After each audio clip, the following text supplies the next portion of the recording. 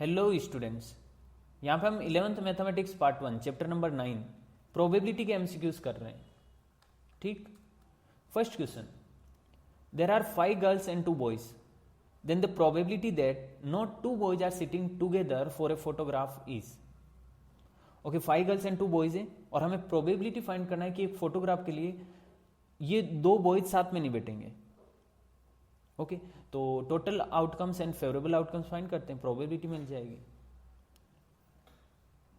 Okay, total possible outcomes.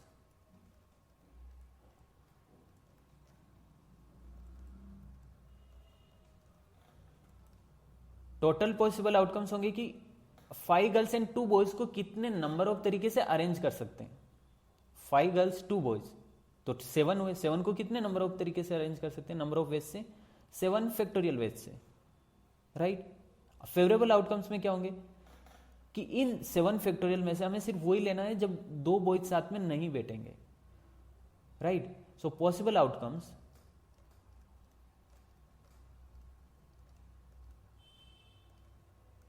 That not 2 boys,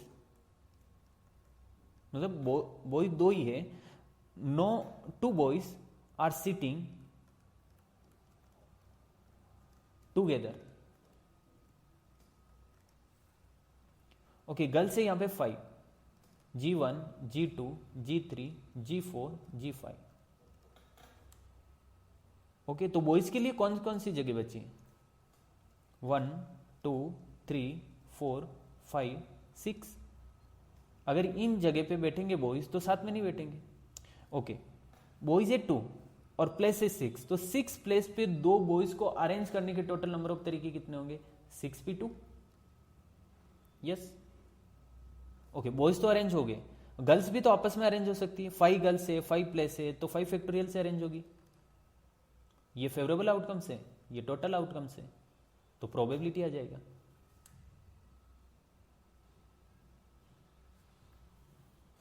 probability is equal to favourable outcomes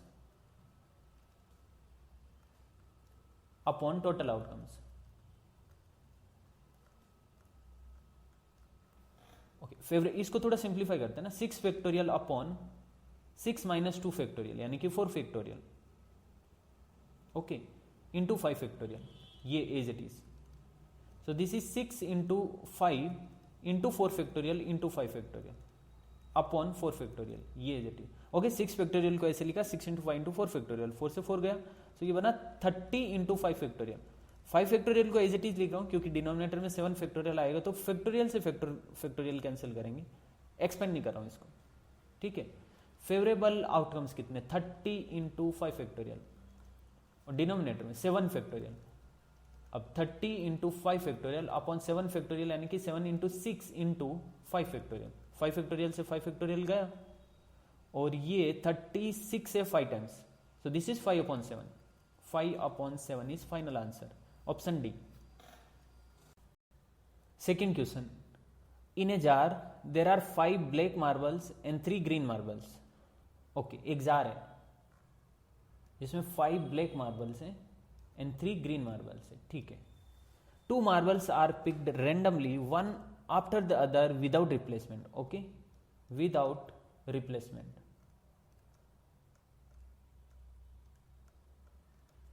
2 marbles.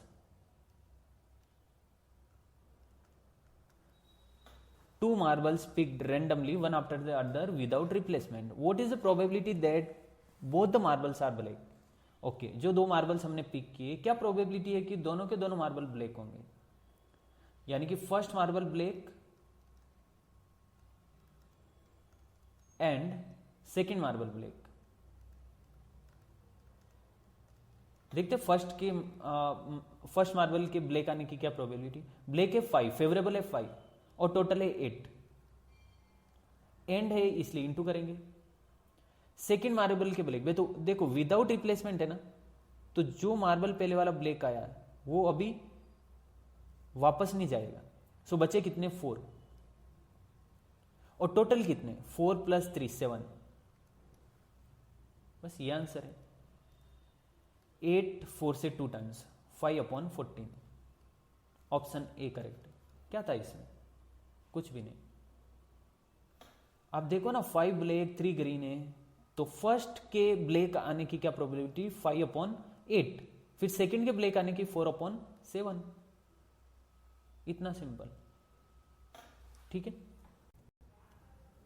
Third question, 2 dice are thrown simultaneously, then the probability of getting 2 numbers whose product is even is। Okay, 2 dice को एक साथ throw किया है, तो इसकी क्या probability है कि अपर फेस पे जो 2 नंबर आएंगे उनका प्रोडक्ट इवन होगा। अच्छा okay, even into even, even होता है।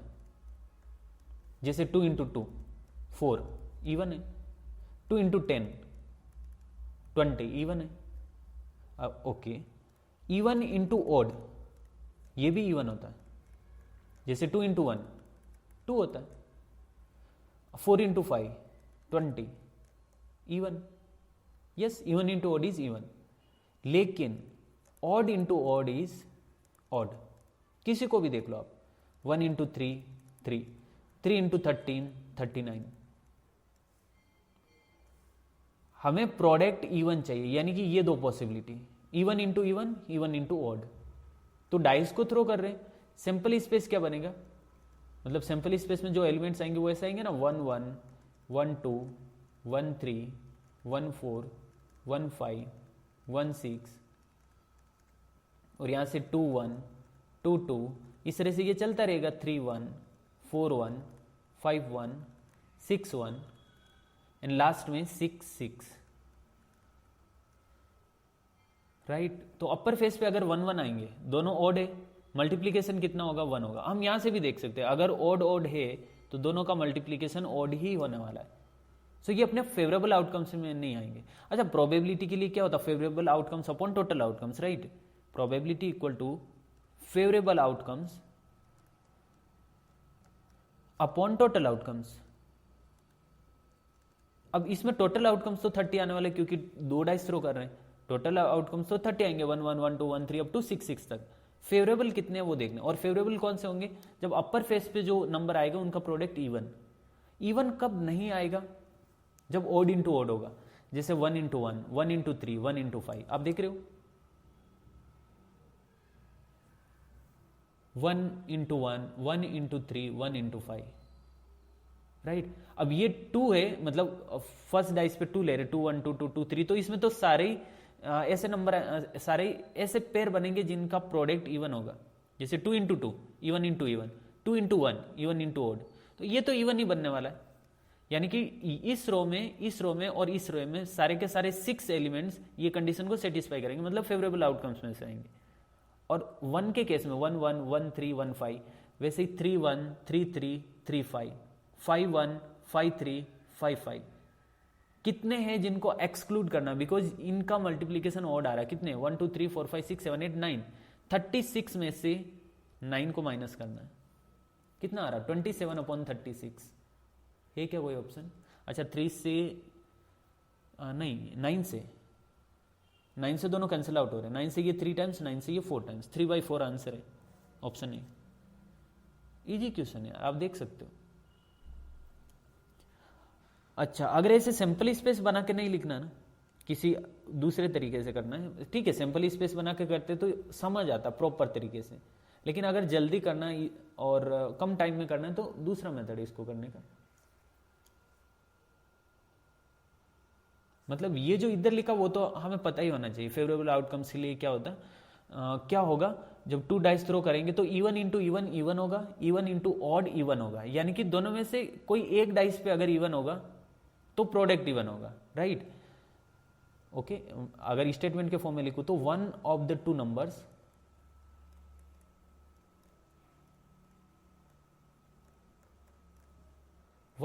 नंबर्स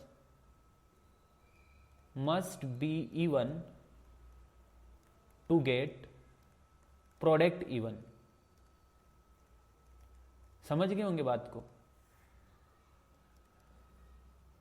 सो यहां पे इवेंट ए कंसिडर कर लेता हूं मैं कि फर्स्ट नंबर पे इवन है, फर्स्ट डाइस पे इवन है। फर्स्ट डाइस पे क्या है, इवन। इन बी इवेंट होगी सेकेंड डाइस पे इवन।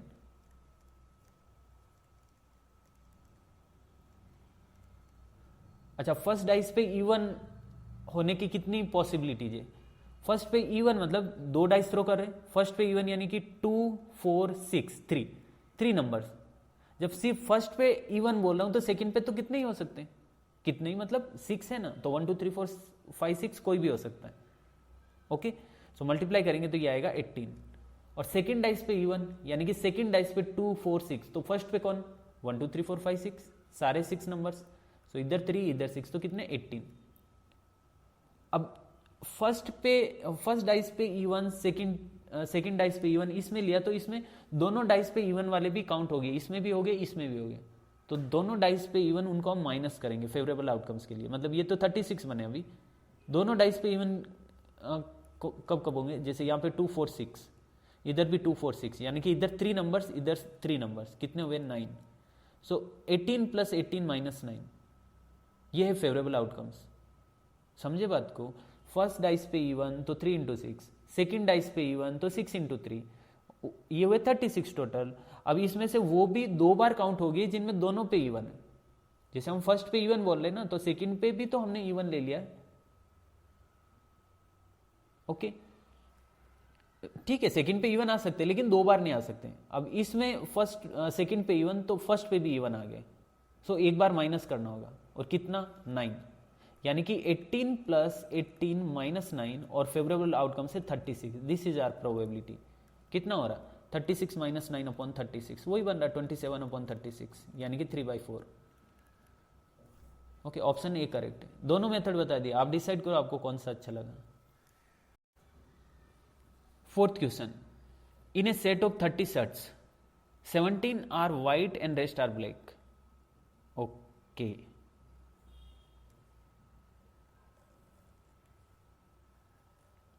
टोटल शर्ट्स है 30, इसमें से 17 व्हाइट है एंड रेस्ट आर ब्लैक, यानी कि 13 ब्लैक। ठीक, 4 white and 5 black shirts are tagged as party wear.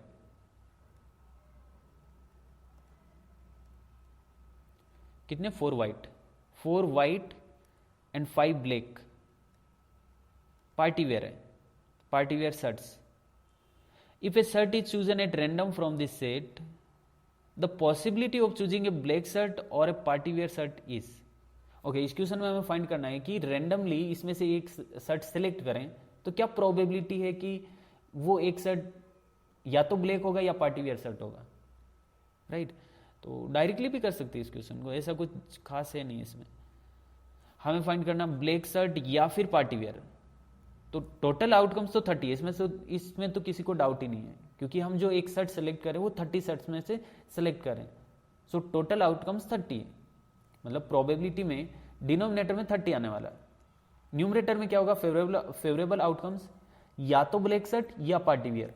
Black shirt है 13, ब्लैक शर्ट है 13 और पार्टी वियर है 9, लेकिन 9 में ये 5 ऐड नहीं करूंगा क्योंकि ये 13 में ऑलरेडी ऐड हो चुका है, बिकॉज ये 5 जो पार्टी वियर शर्ट है वो इस 13 ब्लैक में से।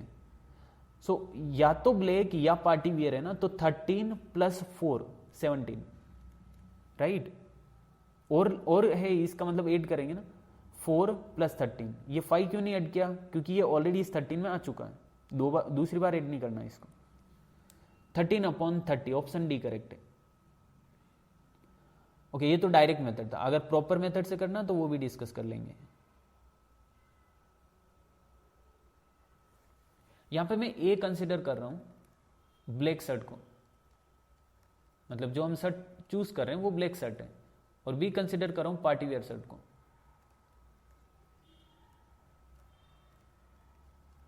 हमें फाइंड करना प्रोबेबिलिटी, जो एक शर्ट हमने चूज किया वो ब्लैक शर्ट या फिर पार्टी वेयर शर्ट है। ओके, यानी कि PA यूनियन बी। यूनियन क्यों लिखा है? क्योंकि बीच में और है। जब भी इंग्लिश वाला और आता है तो हम यूनियन लगाते हैं कि जो शर्ट चूज किया वो या तो ब्लैक शर्ट है या फिर पार्टी वियर है, यानी कि A union B, right? Which is equal to probability of A plus probability of B plus नहीं minus probability of A intersection B। अब प्रोबेबिलिटी ऑफ A कितना, यानी कि ब्लैक शर्ट के चूज करने की क्या प्रोबेबिलिटी है भाई? 30 शर्ट में 13 ब्लैक है, तो ब्लैक की प्रोबेबिलिटी क्या हुई? 13/30 और कितनी? बी है पार्टी वियर शर्ट, तो probability of party wear shirt कितनी? टोटल पार्टी वियर शर्ट है 4 व्हाइट 5 ब्लैक यानी कि 9 पार्टी वियर और टोटल शर्ट 30, तो पार्टी वियर की प्रोबेबिलिटी 9/30। ठीक, अब probability of A intersection B यानी कि black and party wear shirt कितने, उसकी probability black and party wear 5, ये ब्लैक भी है पार्टी वियर भी है, सो 5/30। ओके, कितना हो रहा है? 13 + 9 22, 22 माइनस ये कितना 17/30। ओके, और आप एक बात नोटिस करोगे, ये आ रहा अपने पास 13, इन दोनों का सम 9 और उसमें से 5 माइनस हो रहा है। 5 माइनस क्यों हो रहा है? क्योंकि हमने ब्लैक में ऑलरेडी इसको चूज कर लिया है, तो पार्टी वियर में चूज नहीं करना है। यही तो हमने डायरेक्ट मेथड से किया था और वो इस मेथड से भी आ रहा है। ऑप्शन डी करेक्ट है क्वेश्चन नंबर 4 में। 5th question, there are 2 shelves. One shelf has 5 physics and 3 biology books and the other has 4 physics and 2 biology books. Okay, ये डेटा एक टेबल में लिखते हैं ना, प्रॉपर लिखेंगे तो पता चलेगा कि किस में कितनी बुक्स है। तो यहाँ पे 2 शेल्फ है, शेल्फ मतलब कि जिस पे बुक्स रखते हैं, जैसे लाइब्रेरी में होता है। मैं उनको S1 एंड S2 बोल रहा हूँ।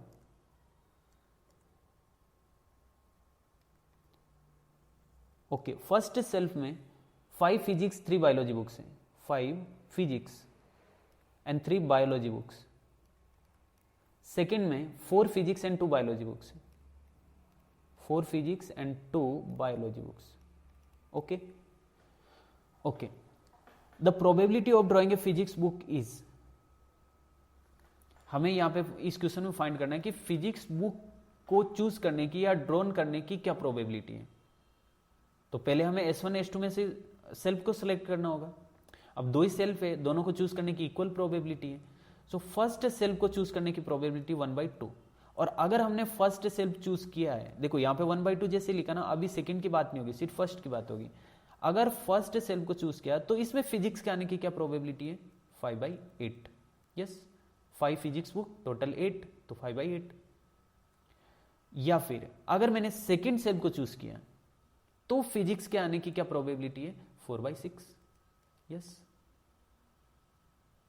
ओके, पहले हम S1 को चूज कर रहे हैं 1/2, और S1 को चूज किया तो फिजिक्स के आने की प्रोबेबिलिटी 5/8। फिर हम S2 को चूज कर रहे हैं और S2 को चूज किया तो फिजिक्स के आने की प्रोबेबिलिटी 4/6। ओके, क्योंकि फिजिक्स बुक की तो प्रोबेबिलिटी हमें फाइंड करनी है। बस यही आंसर है, सिंप्लीफाई करो, मैच हो जाएगा ऑप्शन में। 5/16 + 4/12, 48 एलसीएम, 3 × 5 15 + 4 × 4 16, 31/48 आंसर है, ऑप्शन बी। एक तो ये मेथड है, अगर ये डायरेक्ट मेथड है, अगर ये नहीं समझ आया तो ठीक है, हम दूसरा मेथड भी डिस्कस कर सकते हैं। प्रॉपर मेथड क्या करेंगे? S1 कंसिडर कर रहे हैं यहां पे, first self is selected, first self is selected. Okay, वापस से टेबल बनाते हैं, टेबल की तो जरूरत पड़ेगी ना। S1 S2, इधर है 5 physics 3 biology book, 5 physics 3 biology books. S2 में 4 फिजिक्स 2 बायोलॉजी, 4 फिजिक्स 2 बायोलॉजी। तो ये सब लिखने की जरूरत नहीं। आई थिंक S1 है फर्स्ट सेल्फ को सिलेक्ट किया, S2 है सेकेंड सेल्फ को सिलेक्ट किया, डायरेक्टली मैं PS1 लिख रहा हूं। What is PS1? 1/2, because 2 he self है और दोनों को चूज करने की इक्वल प्रोबेबिलिटी है, इक्वल पॉसिबिलिटी है, तो 1/2। PS2 is also 1/2।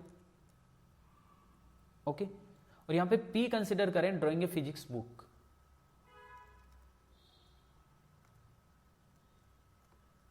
Drawing A physics book,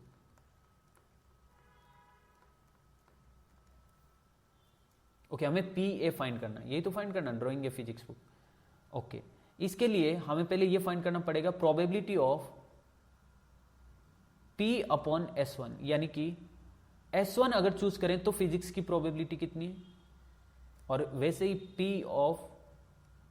P/S2, यानी कि जब S2 सेलेक्ट करें तब फिजिक्स की क्या प्रोबेबिलिटी है। सो P/S1 कितना, जब फर्स्ट सेल्फ को सिलेक्ट करें तो फिजिक्स की प्रोबेबिलिटी 5/8, और जब सेकंड स्टेप को सिलेक्ट करें तो फिजिक्स की प्रोबेबिलिटी कितना 4/6, राइट। यस, सिंप्लीफाई करके लिख सकते हैं 2/3। सो प्रोबेबिलिटी ऑफ पी यानी कि फिजिक्स को ड्रॉन करने की प्रोबेबिलिटी क्या होगी, PS1 यानी कि फर्स्ट सेल्फ को सिलेक्ट कर रहे हैं, और अगर फर्स्ट सेल्फ को सिलेक्ट किया है तो फिजिक्स की प्रोबेबिलिटी, या फिर सेकंड सेल्फ को सिलेक्ट कर रहे हैं और अगर सेकंड सेल्फ को सिलेक्ट किया है तो फिजिक्स की प्रोबेबिलिटी। वैल्यू पुट करो, सारी वैल्यू हमने फाइंड कर ली। PS1 कितना 1/2, P अपॉन S1 कितना 5/8 प्लस PS2 कितना 1/2 और P ऑफ PS2 कितना 2/3। दिस इज 5/16 प्लस 2 से 2 कैंसिल हो गया तो 1/3, ये हो रहा 48, इधर 5 × 3 15 plus 16, yes 16, 31/48। Option B correct. यही तो क्या था, हमने डायरेक्टली ये स्टेप आए थे डायरेक्ट मेथड से। ओके, ऑप्शन बी करेक्ट है फिफ्थ में।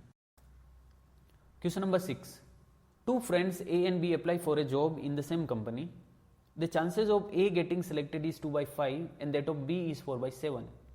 The probability that both of them get selected is, okay, A के select होने की probability है 2/5, चांस है मतलब probability, और B के उसी कंपनी में select होने की probability है 4/7। तो probability of A and B is equal to कितना, ये हमें फाइंड करना। एंड मतलब इंटरसेक्शन, यानी कि दोनों के सेलेक्ट होने की क्या प्रोबेबिलिटी है। अब यहां पे ये दोनों इवेंट इंडिपेंडेंट इवेंट है। ए मैंने कंसिडर किया है कि A person get selected, B यहां पे कंसिडर किया बी पर्सन गेट सिलेक्टेड, और ये दोनों इवेंट इंडिपेंडेंट है। मतलब ए अगर सिलेक्ट होगा तो ऐसा नहीं है कि बी को कुछ रेफर मिलेगा या फिर बी भी सिलेक्ट हो जाएगा, ऐसा कोई कनेक्शन नहीं है। मतलब लॉजिकली लग रहा है, क्वेश्चन में नहीं दिया लेकिन ऐसा लग रहा है ना कि दोनों इंडिपेंडेंटली सिलेक्ट होंगे। सो इवेंट्स इंडिपेंडेंट है, इसका मतलब PA इंटू PB के इक्वल हो गई, मतलब 2/5 इंटू 4/7 कितना 8/35। Independent events A and B, इनके लिए PA intersection B is equal to PA into PB होता है। ओके, ऑप्शन सी करेक्ट है 6 का। 7th question, the probability that a student knows the correct answer to a multiple choice question is 2/3। Okay, if the student doesn't know the answer then the student guess the answer and the probability of guessed answer being correct is 1/4। ठीक है, given that the student has answered the question correctly, the probability that the student knows the correct answer is, okay, जो भी data question में given है उनका एक diagram बनाते हैं, ट्री डायग्राम, जिससे कि क्वेश्चन को सोल्व करना इजी रहेगा। तो सबसे पहले कि student knows the correct answer to a multiple choice question is 2/3, यानी कि क्वेश्चन का आंसर स्टूडेंट जानता है, इसकी प्रोबेबिलिटी है 2/3। इसका मतलब नहीं जानने की probability 1/3। Yes, and if student doesn't know the answer then the student guess the answer. अगर वो नहीं जानता तो वो गेस करेगा, गेस करके आंसर टिक करेगा। The probability of guest answer being correct is 1/4, यानी कि गेस करके आंसर करेक्ट करने की प्रोबेबिलिटी 1/4। इसका मतलब इनकरेक्ट करने की probability 3/4। Yes, given that the student has answered the question correctly. अच्छा, ये गिवन है कि स्टूडेंट ने आंसर करेक्ट किया, तो अब इसकी दो पॉसिबिलिटी है। आंसर करेक्ट किया तो हो सकता है उसने गेस करके करेक्ट किया, या फिर हो सकता है वो जानता था और करेक्ट हुआ, दो पॉसिबिलिटी है। ठीक, the probability that the student knows the correct answer, मतलब इसकी क्या प्रोबेबिलिटी है कि वो जानता था। भाई देखो, क्वेश्चन का आंसर करेक्ट हुआ तो इसकी दो पॉसिबिलिटी है कि या तो वो जानता था या गेस किया, तो क्या प्रोबेबिलिटी कि स्टूडेंट आंसर जानता था। ओके, तो क्लियरली दिख रहा बेस थ्योरम लगेगा इसमें, क्योंकि एग्जिस्टिंग प्रिडिक्शन की बात हो रही है। मतलब पहले से पता है कि कितना पॉसिबिलिटी की जानता है, कितना पॉसिबिलिटी की गेस करेगा, गेस करके आंसर करेक्ट करने की क्या प्रोबेबिलिटी है, क्या पॉसिबिलिटी है, वो सब पता है। और हमें ये पूछा कि ये गिवन है कि करेक्ट आंसर है, तो क्या प्रोबेबिलिटी है कि वो जानता था। मतलब एग्जिस्टिंग प्रिडिक्शन है यहाँ पे, तो बेस थ्योरम लगेगा। राइट। अब अलग अलग टीचर अलग अलग तरीके से बेस थ्योरम बताते हैं, मैं अपने तरीके से बता रहा हूं, बाद में हम वो भी डिस्कस करेंगे जो आपको हर जगह मिलेगा। ठीक, मेरे हिसाब से प्रोबेबिलिटी, चाहे वो बेस थ्योरम की हो या फिर कंडीशनल प्रोबेबिलिटी हो, अनकंडीशनल प्रोबेबिलिटी हो, डिपेंडेंट इंडिपेंडेंट, किसी भी टाइप की प्रोबेबिलिटी हो, favourable outcomes upon total outcomes होता है। ओके, प्रोबेबिलिटी का formula favourable outcomes upon total outcomes होता है, चाहे वो कोई भी प्रोबेबिलिटी हो। ठीक, यानी कि इस क्वेश्चन में भी हमें फेवरेबल अपॉन टोटल देखना है बस। फेवरेबल क्या होगा, जो हमें पूछा है क्वेश्चन में, क्या पूछा, student know the correct answer, मतलब ये गिवन है कि आंसर करेक्ट हुआ और स्टूडेंट जानता था। ठीक है, मतलब स्टूडेंट आंसर जानता था एंड क्वेश्चन करेक्ट हुआ, ये फेवरेबल है। टोटल क्या होगा, क्वेश्चन करेक्ट हुआ ना, तो दो पॉसिबिलिटी है कि या तो जानता था या फिर गेस किया। इसका मतलब या तो जानता था एंड करेक्ट किया, या फिर प्लस, या फिर गेस करके करेक्ट किया, गेस किया एंड करेक्ट किया। ठीक है, समझ आया होगा आपको, कोई बड़ी बात नहीं, बस वैल्यू पुट करना है। जानता था और करेक्ट करने की प्रोबेबिलिटी या पॉसिबिलिटी कितनी, 2/3। यस, जानता था, ऑब्वियसली अगर जानता था तो करेक्ट भी तो होगा ना, तो 2/3। जानता था एंड करेक्ट करने की, तो इंटू 1 भी लिख सकते हैं कि भाई जानता था तो करेक्ट करने की क्या 100%। अब जानने की प्रोबेबिलिटी 2/3 है और जान के करेक्ट करने की प्रोबेबिलिटी 1 है, वो 1 लिख नहीं रहा हूं, आप चाहो तो 1 लिख सकते हो, अपॉन नो एंड करेक्ट, ये तो एज इट इज आएगा 2/3 इंटू 1 प्लस। अब गेस करके करेक्ट करने की, गेस कब करेगा, जब नहीं जान, मतलब जब आंसर नहीं जानता है तब गेस करेगा, तो नहीं जानने की प्रोबेबिलिटी है 1/3 और नहीं जान के गेस करने की प्रोबेबिलिटी है 1/4।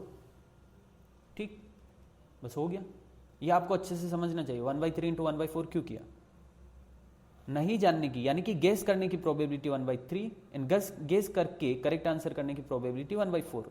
ठीक, 2/3 अपॉन 2/3 प्लस 1/12 कितना बन रहा है, 2/3 अपॉन, इसको 12 बनाने के लिए मुझे 6/9, 4/4,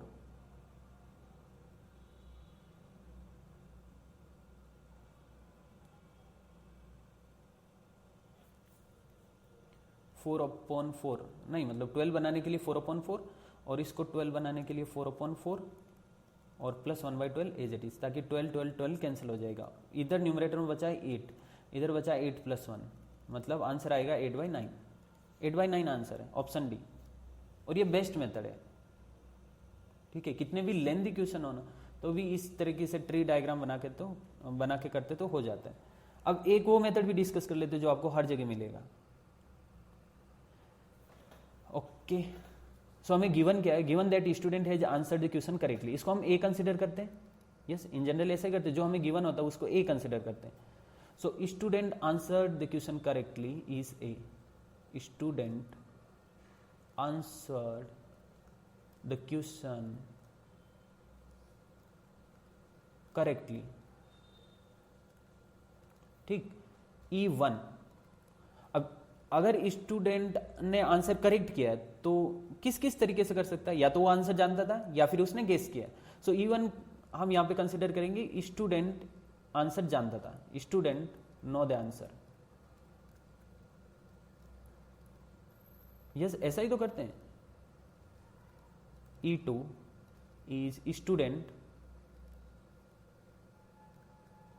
guess the answer. Okay, so probability of E1 हमें फाइंड करना होगा, प्रोबेबिलिटी ऑफ E2 फाइंड करना होगा। प्रोबेबिलिटी ऑफ E1 क्वेश्चन में गिवन है 2/3, स्टूडेंट आंसर जानता है, उसकी प्रोबेबिलिटी 2/3, तो गेस करने की प्रोबेबिलिटी 1/3 है, बिकॉज गेस कब करेगा, जब नहीं जानेगा, नहीं जानने की प्रोबेबिलिटी 1/3, यानी कि गेस करने, हाँ, गेस करने की प्रोबेबिलिटी 1/3 हुई भाई। P ऑफ E1 का मतलब क्या, probability that student know the answer is 2/3, E2 is probability that student guess the answer 1/3, 1 - 2/3 is 1/3। ठीक, ओके, अब हमें यह भी फाइंड करना पड़ेगा probability of A/E1 and probability of A/E2।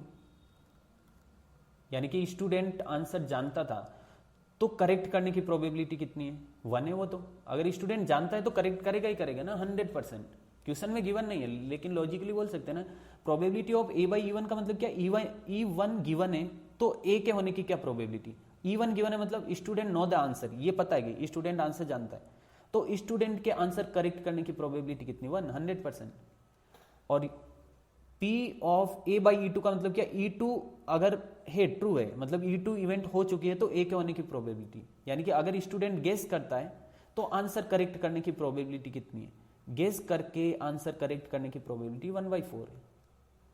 Right, समझ आया होगा? ओके, हमें फाइंड करना P E1 बाई ए, मतलब कि अगर स्टूडेंट, ये गिवन है कि स्टूडेंट का आंसर करेक्ट है, तो क्या प्रोबेबिलिटी है कि स्टूडेंट आंसर जानता था? समझे बात को? So this is equal to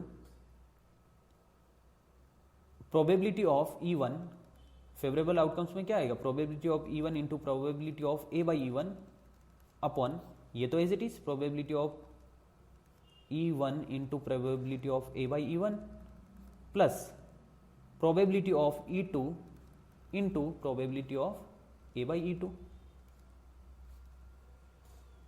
okay, value put करना बस।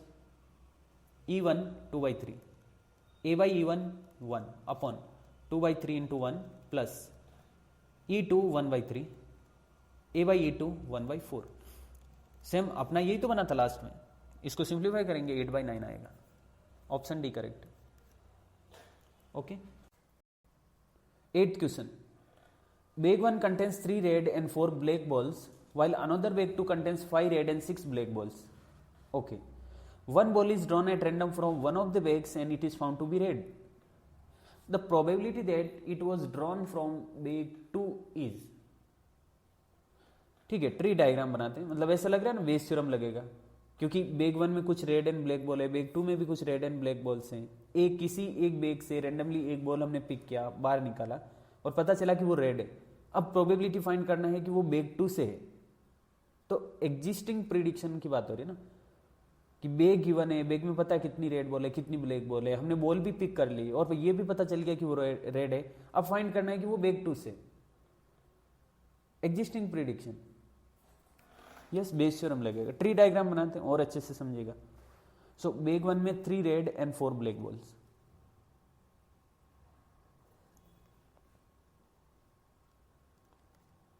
Bag 1 3 red 4 black,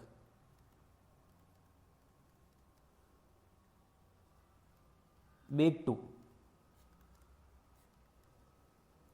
5 red 6 black. Okay, bag 1 में ये रेड एंड ब्लैक बोले, बैग 2 में इस तरह से रेड एंड ब्लैक बोले। अब किसी एक बैग से, मतलब पता नहीं कौन सा बैग है, तो बैग को चूज करने की भी यहां पे प्रोबेबिलिटी आएगी 1/2 1/2 1/2 1/2। ठीक है, किसी एक बैग से बॉल निकाला और पता चला कि वो रेड है, तो क्या प्रोबेबिलिटी है कि वो बैग 2 की? अब अगर मेरे तरीके से करें, वैसे प्रॉपर मेथड भी डिस्कस करेंगे जो आपको हर जगह मिलेगा, जैसे हमने 7th क्वेश्चन में किया। अब मैं इस क्वेश्चन को कैसे करता हूं? प्रोबेबिलिटी का मतलब होता है favourable outcomes upon total outcomes. बस देखो कि फेवरेबल आउटकम्स क्या क्या होंगे। फेवरेबल क्या होगा? जो जिसकी हमें प्रोबेबिलिटी फाइंड करना है कि जो रेड बॉल मिली है वो बैग 2 से मिली है, यानी कि bag 2 and red ball. Total क्या होंगे? अब रेड बॉल बैग 1 से भी आ सकती है, so bag 2 and red ball plus bag 1 and red ball. बस इसको सोल्व करो, आंसर आ जाएगा। ये फेवरेबल है, ये टोटल है। अब ट्री डायग्राम से देखो, बैग 2 को चूज करने की प्रोबेबिलिटी 1/2 इंटू, अगर बैग 2 चूज किया तो उसमें रेड आने की प्रोबेबिलिटी 5/11 अपॉन डिनोमिनेटर में बैग 2 एंड रेड, ये तो जो न्यूमरेटर में एज इट इज आएगा ही, प्लस बैग 1 चूज करने की प्रोबेबिलिटी 1/2 इंटू रेड आने की प्रोबेबिलिटी 3/7। ओके, 1/2 1/2 1/2 कैंसिल आउट, मतलब डिनोमिनेटर से 1/2 कॉमन आया और न्यूमरेटर से कैंसिल हो गया। सो दिस इज 5/11 अपॉन 5/11 प्लस 3/7। ठीक, सो 5/11 अपॉन इधर ये बन रहा है, क्रॉस मल्टीप्लाई करेंगे तो 35 प्लस 33 अपॉन 11 इंटू 7 आपस में मल्टीप्लाई होंगे। सो इसको 7 से मल्टीप्लाई डिवाइड करता हूँ ताकि इसका डिनोमिनेटर इसके डिनोमिनेटर से कैंसिल हो जाएगी। ठीक, न्यूमरेटर में 35 और डिनोमिनेटर में 68, yes 68, 35 upon 68, option D correct. Okay ठीक है, ये तो शॉर्टकट मेथड कि favourable outcomes upon total outcomes directly देखें तो, और अगर बेस थ्योरम के फॉर्मूले से करना तो उससे भी कर सकते हैं। जो हमें गिवन है उसको ए कंसिडर करो, यानी कि अपने यहाँ पे ए क्या होगा। अच्छा, ट्री डायग्राम तो वापस बनाना ही पड़ेगा। बेग 1 बेग 2, बेग 1 को चूज करने की प्रोबेबिलिटी एंड बेग 2 को चूज करने की प्रोबेबिलिटी इक्वल है। बेग 1 में 3 रेड 4 ब्लैक बॉल्स, बेग 2 में 5 red 6 black, 5 red and 6 black. Okay, एक इसको कंसिडर करें, drawn ball is red.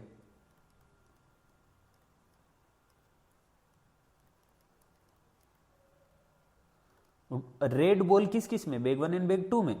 So event E1 होगा, bag 1 is chosen,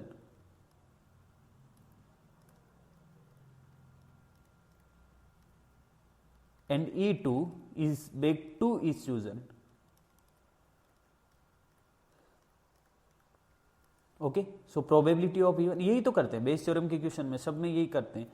A consider करते हैं जो हमें गिवन है कि एक बॉल जो ड्रॉन की है वो क्या है, मतलब क्या नेचर है उसका। जैसे इसमें बॉल ड्रॉन कर रहे हैं, किसी क्वेश्चन में कुछ और करेंगे, तो बॉल ड्रॉन किया तो बॉल रेड है, मतलब फाइनल रिजल्ट हमें गिवन है उसको ए कंसिडर किया। अब रेड बॉल किस किस में, बेग 1 में बेग 2 में। So E1 bag 1 is chosen, E2 is bag 2 is chosen. So probability of E1 1/2, bag 1 को चूज करने की probability 1/2 and probability of E2 is also 1/2, bag 2 को चूज करने की प्रोबेबिलिटी भी 1/2। ठीक, अब प्रोबेबिलिटी ऑफ A/E1, यानी कि अगर बेग 1 चूज किया है तो बोल के रेड आने की प्रोबेबिलिटी, बेग 1 चूज किया रेड आने की probability 3/7। Probability of A/E2, bag 2 choose किया है रेड आने की प्रोबेबिलिटी 5/11। पता नहीं ये अपॉन में E2 अपॉन में E1 मतलब क्या है, ये गिवन है कि बेग E1 चूज कर लिया। अब बताओ कि रेड आने की प्रोबेबिलिटी कितना। इसमें ये पता है कि बेग 2 चूज कर लिया, अब बताओ कि रेड आने की क्या प्रोबेबिलिटी है। ठीक, हमें फाइंड करना है प्रोबेबिलिटी ऑफ, ये गिवन है कि बॉल रेड है। एक minute,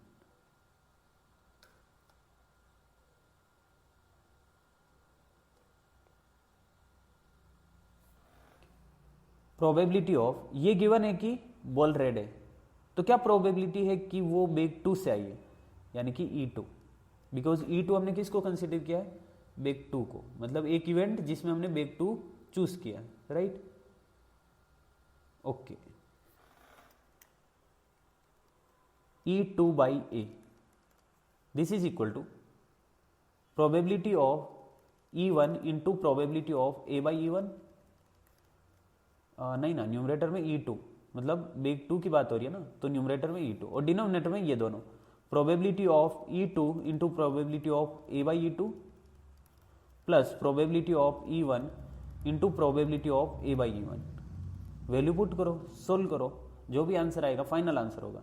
probability of E2 is 1/2, probability of A/E2 is 5/11 upon denominator में E2, यही जो न्यूमरेटर में आया पहले तो यही, फिर प्लस करके probability of E1 is 1/2 and probability of A/E1 is 3/7।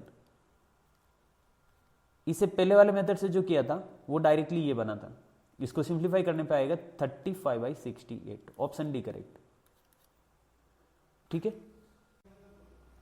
9th question, a fair dice. ठीक है, a fair dice is tossed twice, what are the odds in favor of getting 4, 5 और 6 on the first toss and 1, 2, 3 और 4 on the second toss या second die। ठीक है, question हमें समझ में आया। हमें odds in favor फाइंड करना, कंडीशन है कि 4, 5 और 6 फर्स्ट डाई पे होना चाहिए, 1, 2, 3 और 4 सेकेंड डाई पे होना चाहिए। सो इन फेवर के लिए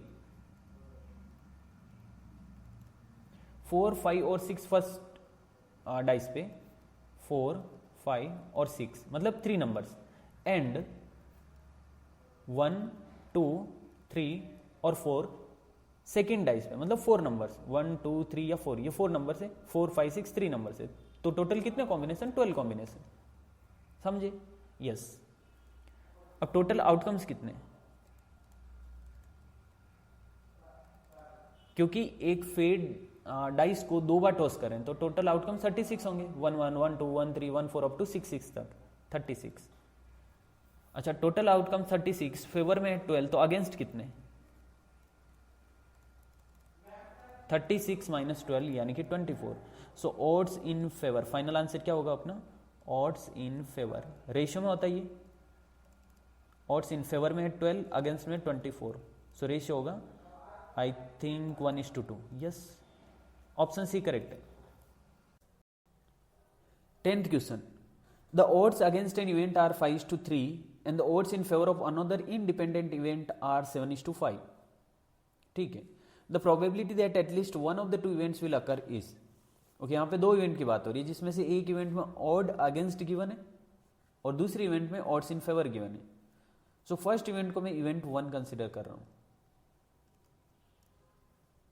okay, odds against event 1 are 5:3, against में 5, फेवर में 3, यानी कि 8 में से 5 चांसेज है कि इवेंट 1 नहीं होगी, बिकॉज ये 5 अगेंस्ट है और ये फेवर है, तो 8 में से 5 चांसेज है कि इवेंट 1 नहीं होगी, और 8 में से 3 चांसेज है कि इवेंट हो जाएगी। ठीक, सेकेंड इवेंट को इवेंट 2 कंसिडर कर रहा हूं, और इसमें odds against in favour given है 7:5, यानी कि अगर 12 चांसेस मिलते हैं, 12 अपॉर्चुनिटीज मिलती है इवेंट 2 कंडक्ट करने की, तो 7 चांसेस है कि इवेंट हो जाएगी बिकॉज इन फेवर गिवन है, और 5 चांसेस है कि कुछ मतलब इवेंट नहीं होगी, कुछ ना कुछ लपड़ा होगा इधर। ओके, ठीक है, पूछा क्या है, the probability that at least one of the two events will occur is, मतलब at least one event, at least one मतलब या तो इवेंट 1 या इवेंट 2 या फिर दोनों, एटलीस्ट 1 में दोनों भी आएगा। So probability that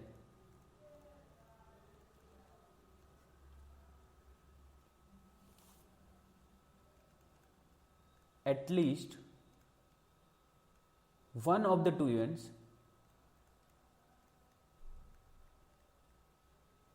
will occur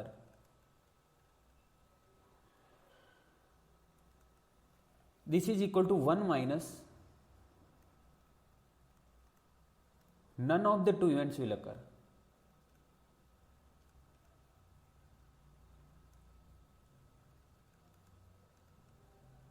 okay, मतलब एटलीस्ट 1 इवेंट के अकर होने की प्रोबेबिलिटी किसके इक्वल होगी, 1 माइनस एक भी इवेंट नहीं हो रही है। समझ आया होगा ये आपको। सो 1 माइनस एक भी इवेंट नहीं होगी, मतलब फर्स्ट इवेंट भी नहीं हो रही है, सेकंड इवेंट भी नहीं हो रही, तो फर्स्ट इवेंट के नहीं होने की प्रोबेबिलिटी भाई 8 अपॉर्चुनिटी में से 5 चांसेज है कि नहीं होगी, 8 में से 5 चांसेज है कि इवेंट होगी, नहीं तो 5/8 नहीं होने की। वैसे इसका होगा 5/12। So this is equal to 1 minus 25 upon 96. Yes, 96 minus 25 upon 96. This is 71 upon 96. Option B correct. ठीक है, ओके, असाइनमेंट कंप्लीट।